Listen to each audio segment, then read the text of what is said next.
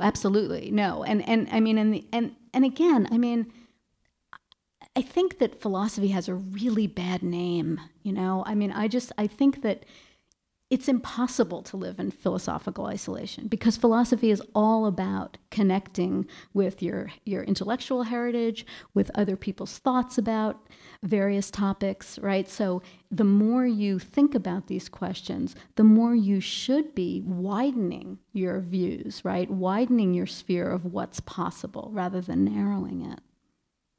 Yeah. Other questions?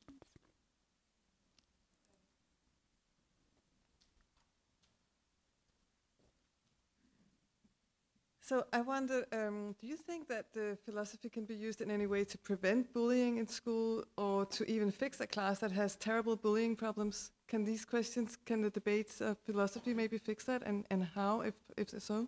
So, you know, fixing it is a tall order, right? So I don't want to make claims that are overstated. But so for a number of years, I've taught a class in 8th grade called Moral Philosophy and Genocide.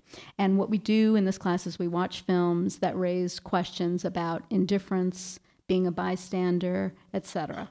And always, and we watch Hotel Rwanda, and we talk about the Holocaust, etc. And always what comes up is bullying, right?